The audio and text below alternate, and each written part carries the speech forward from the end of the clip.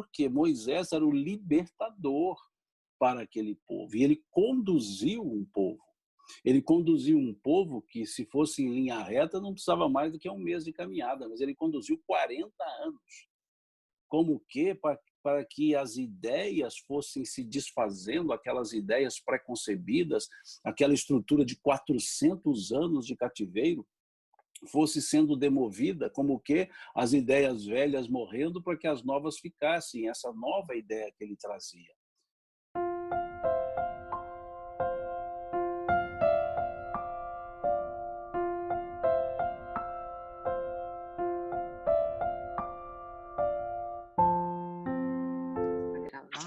Olá, amigos. Estamos aqui de novo para o canal Lições de Amor, nesse nosso quadro que é o Paulatino, no qual nós extraímos trechos da obra Paulo Estevão e aplicamos para os nossos dias, para nos dar essa força para os nossos dias.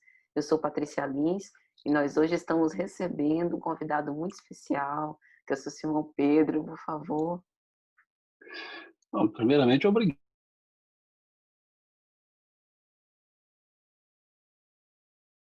desse quadro, desse momento.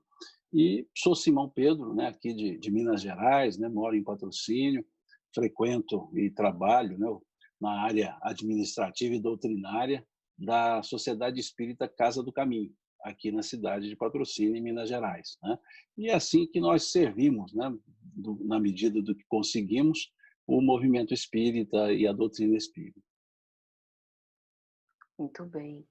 Então, gente, hoje nós vamos esmiuçar o trecho A Lei é Humana, o Evangelho é Divino, Moisés é o Condutor, o Cristo Salvador, que faz parte da polêmica e inspirada pregação de Estevão.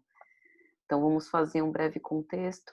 Digo polêmica porque acreditamos particularmente que a partir dessa pregação, não sei se Simão concorda, foi quando Saulo pela primeira vez se sentiu efetivamente tocado, embora utilizando ainda a negação.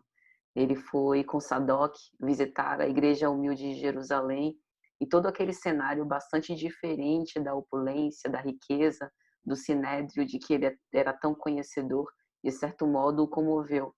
Quando ele vê aquela figura simples, franzina, do hebreu, Estevão, subir à tribuna e começar a falar e, com um profundo conhecimento da lei de Moisés, fazer essa conexão com o Evangelho de Jesus.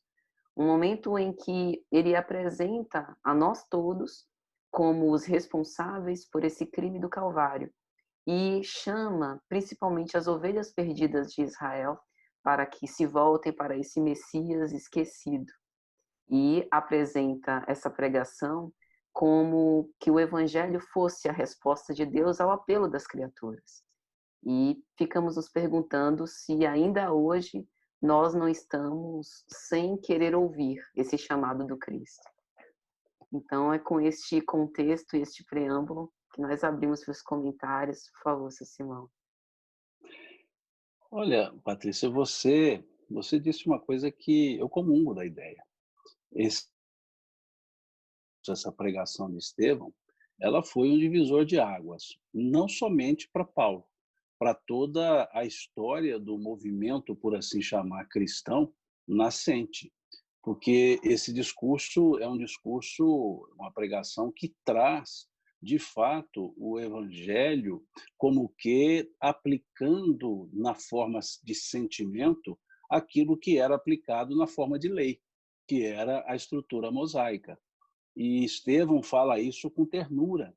Ele fala isso como conhecedor profundo que era da estrutura mosaica, da Torá em especial, e era um seguidor, um judeu seguidor das tradições, e depois conheceu profundamente o sentimento que vinha nas palavras de Jesus.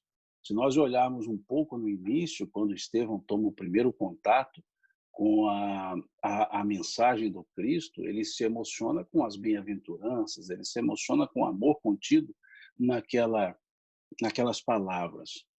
E isso é que norteou todo o discurso de Estevão e foi, de certa forma, o que tocou Paulo. O que tocou Paulo não foi uma disputa teológica, embora o diálogo depois caminha para uma discussão, de certa forma, teológica ou mais exegética, né? Mais de interpretação da lei, mas o que toca a Paulo é como uma pessoa podia falar com tamanha tranquilidade, com tamanha docilidade e, ao mesmo tempo, com tamanha contundência. E é isso que, de certa forma, toca a figura de Saulo, e Saulo, ali naquele momento, acostumado com as letras, se embaralha e tropeça no sentimento. Tanto que, muito à frente, ele vai propor que tirássemos, né, o espírito das letras, para que, de fato, entendêssemos tal qual ali ele entendeu. E esse discurso de Estevão pode ter ficado muito forte no subconsciente de Paulo e permitiu a ele que, num átimo de segundo, respondesse a Jesus, né, que queres que eu faça? Porque não foi simplesmente um encontrar e vou seguir.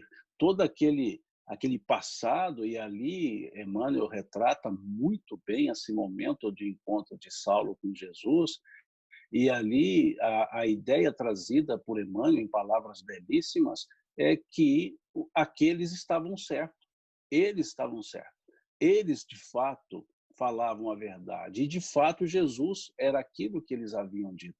E tudo isso a partir, creio eu, dessa fala de Estevão, né, que começa numa figura de linguagem muito interessante, dizendo que Moisés era a porta e Jesus a chave. E a partir daí é que o discurso de Estevão vai transcorrer naturalmente, amorosamente e paradoxalmente contundente, forte, né? E aí todo esse conceito. E ele chega nessa frase, que a lei é humana, o evangelho é divino. E dizendo humana com todos os corolários da humanidade: temporalidade, limitação, oscilações, mudanças, não permanência, toda essa estrutura que, de certa forma, reveste-nos, né, os seres espirituais humanizados, ou seja, encarnados.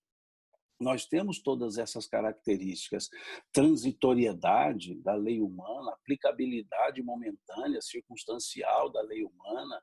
E quando ele trabalha essa ideia, né, que a lei era humana, ele está chamando a atenção para Moisés, que era o legislador, né, Abraão, o patriarca, e Moisés, o libertador, né?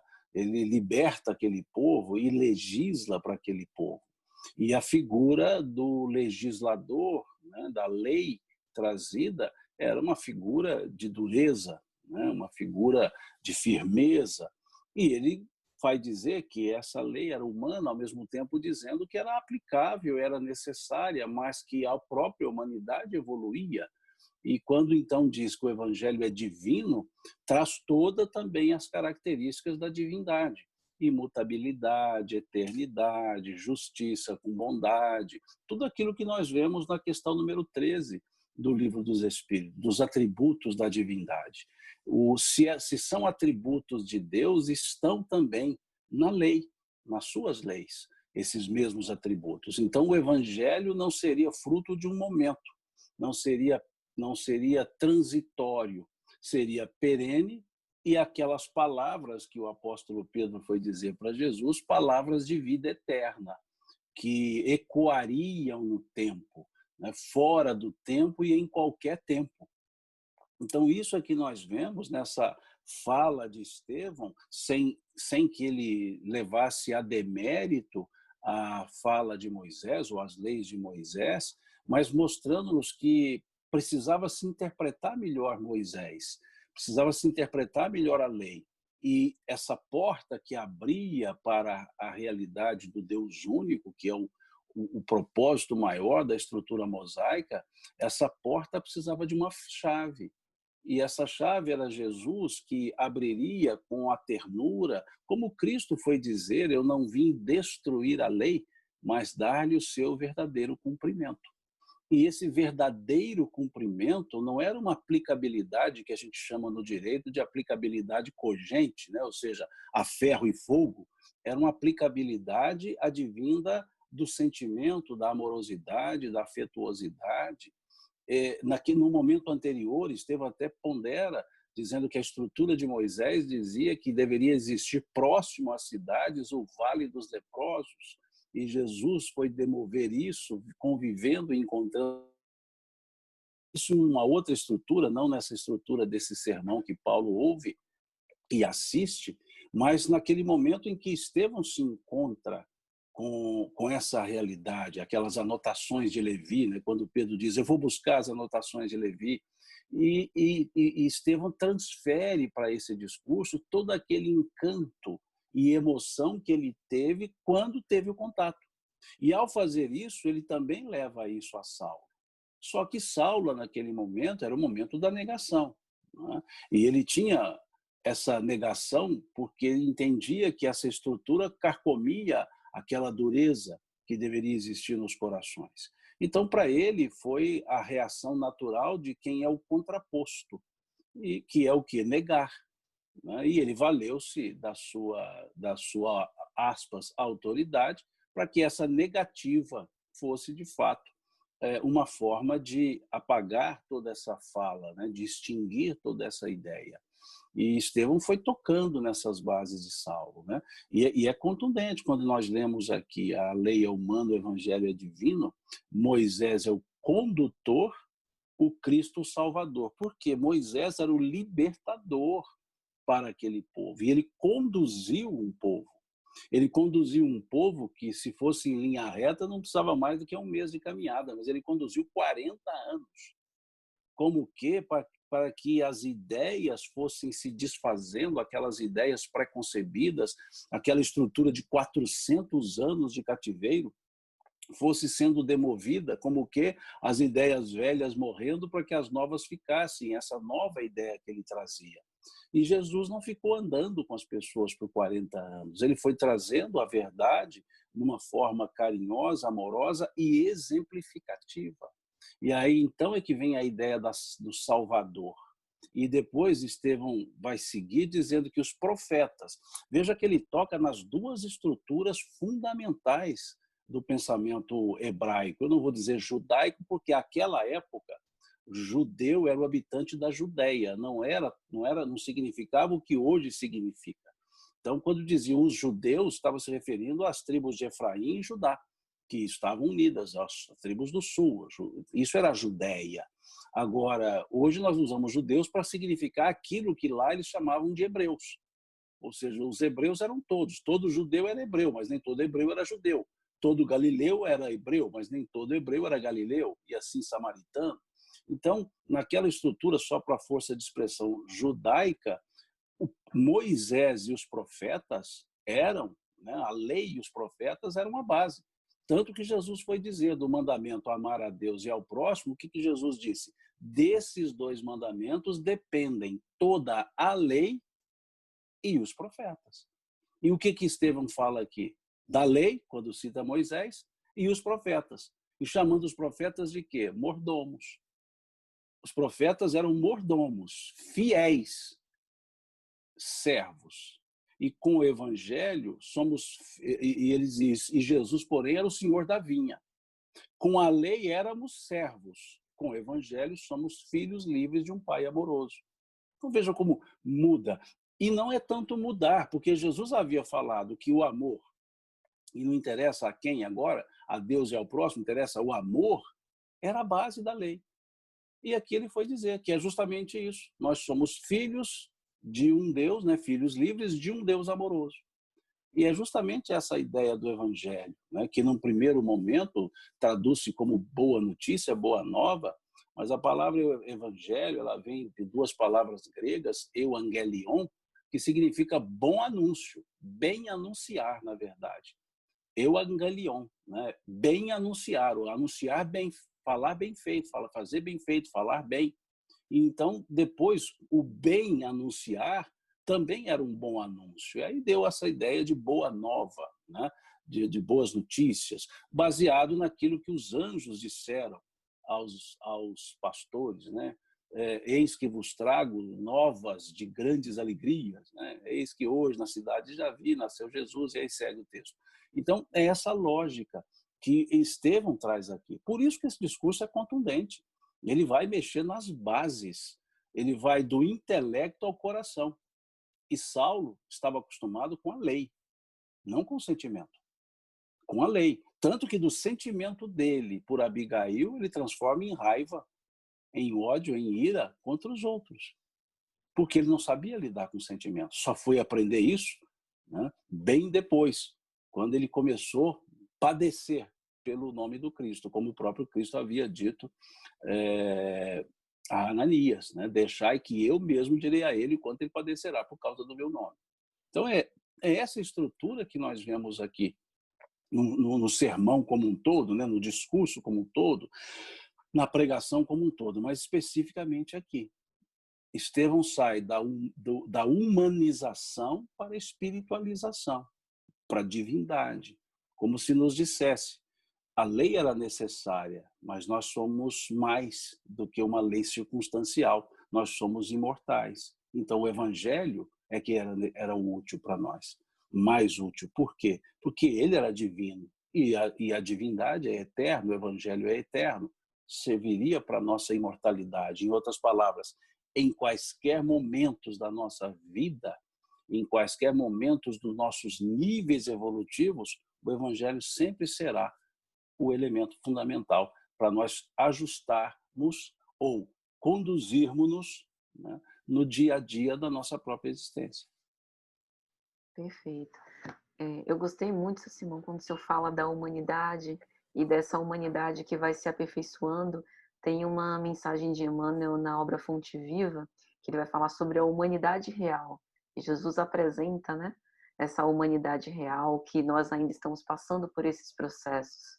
Então, de certo modo, é como se ele atualizasse sem desmerecer aquela lei mosaica para os novos padrões de amor que já estamos apropriados a sentir e viver, né? Quando ele fala de Moisés sendo condutor, me fez lembrar do Salmo 23, que ele apresenta, né, o pastor que tem o pastor, cajado. o Senhor é meu pastor, né? Isso, e nada me faltará. Que ele fala a tua vara e o teu cajado me consolam. E é interessante a figura da vara e do cajado, porque uma é uma espécie de vara curta que serve para disciplinar o rebanho.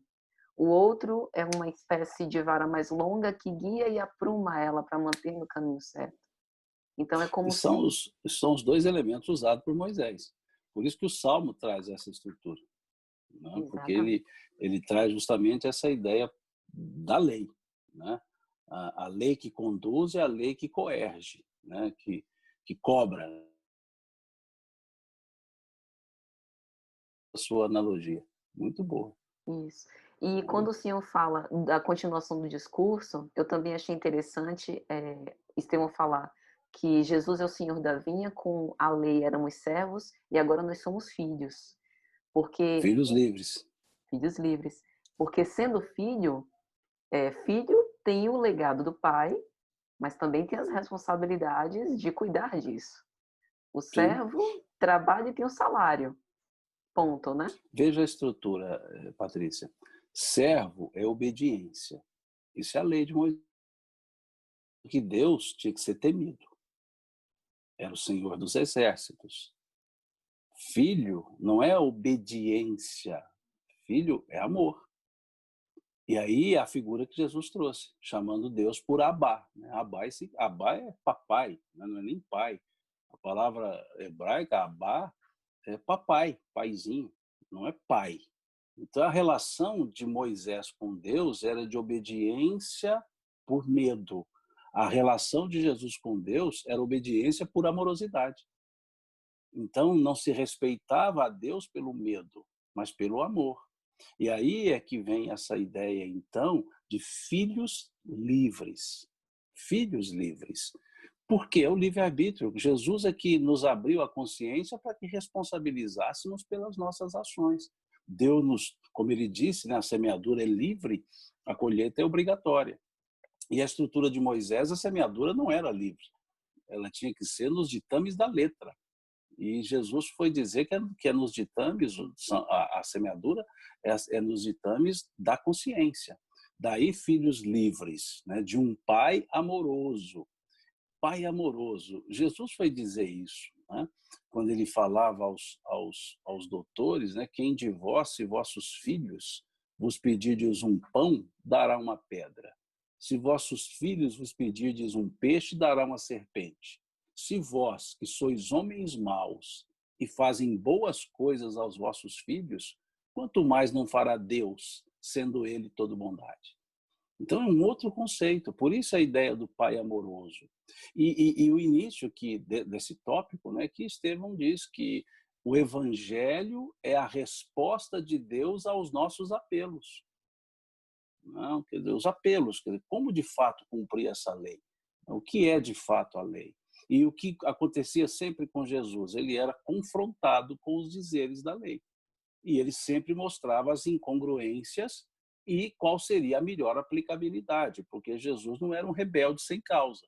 Quando ele apresentava ou fazia uma crítica a algo, ele apresentava algo melhor.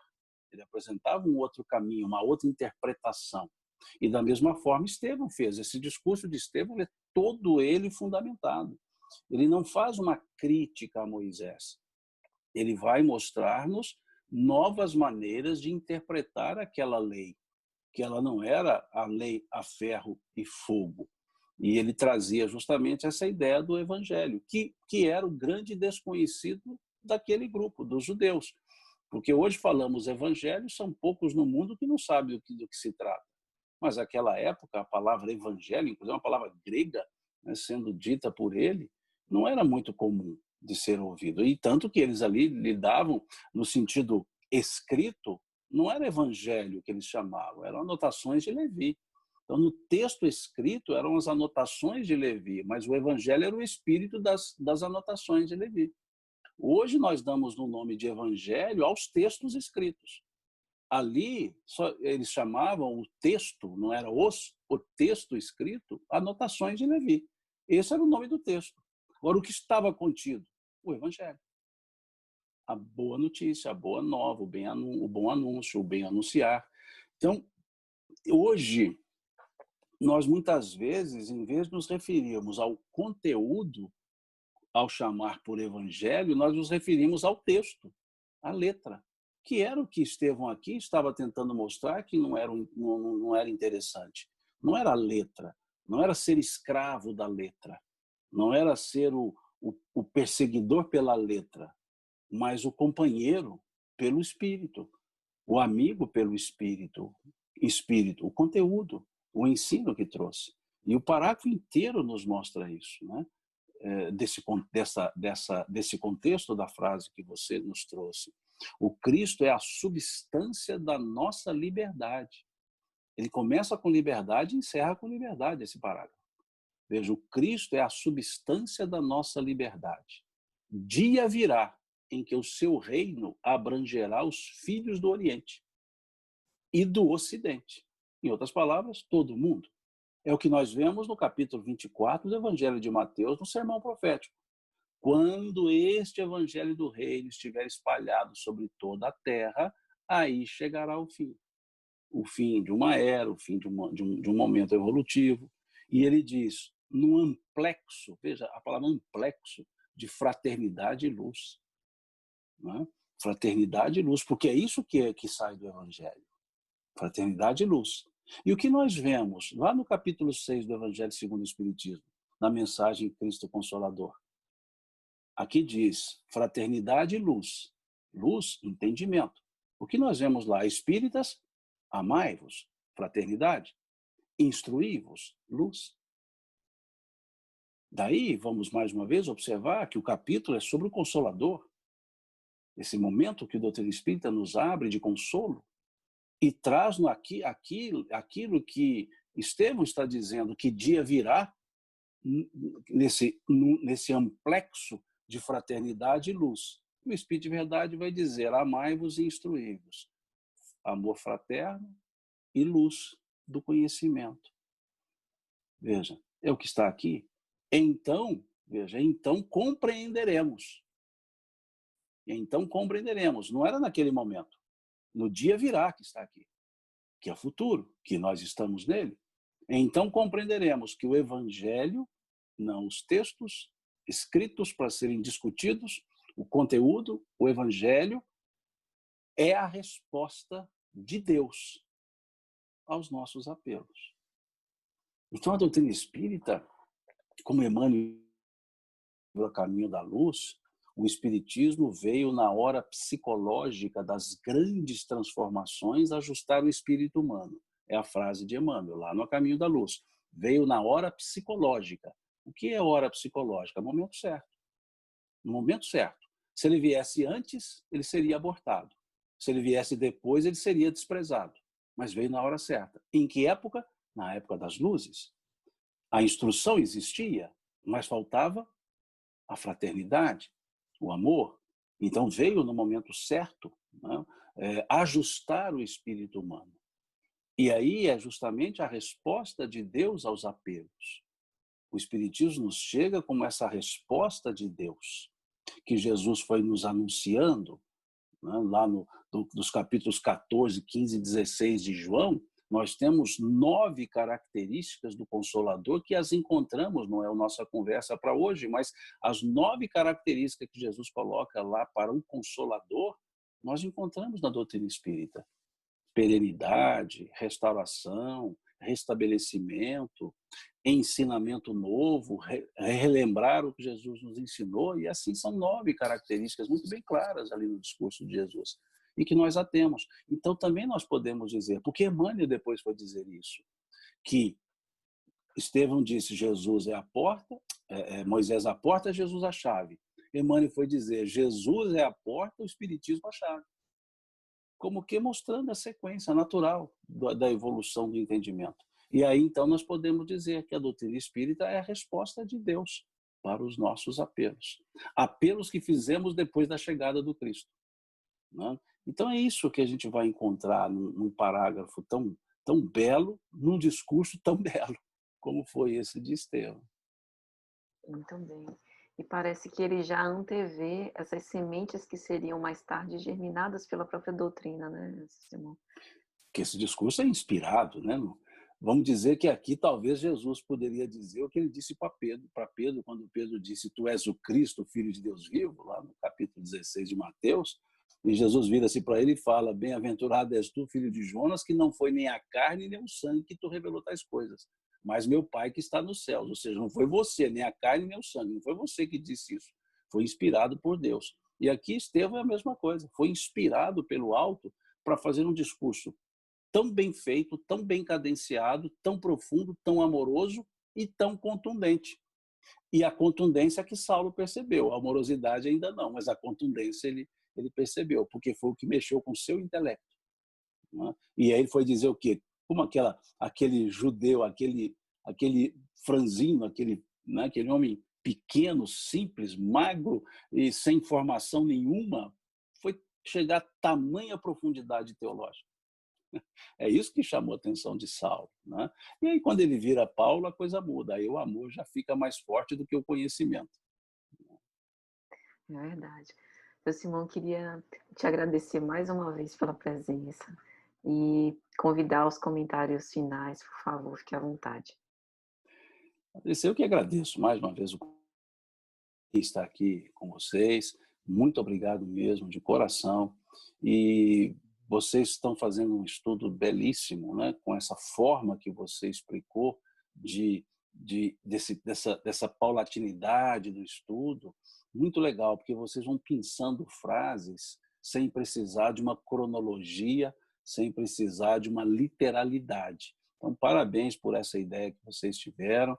Parabéns pelo trabalho que vocês estão fazendo. Eu ouvi algumas palestras sua, achei muito interessante lá no Instagram, achei muito bem estruturado o raciocínio, e para mim foi uma alegria e uma honra estar aqui com vocês nesse momento de reflexão. Muito obrigado, e com a minha mineirice na maneira de agradecer, Deus lhes pague. Amém. Obrigado também, seu Simão. Boa noite. Boa noite.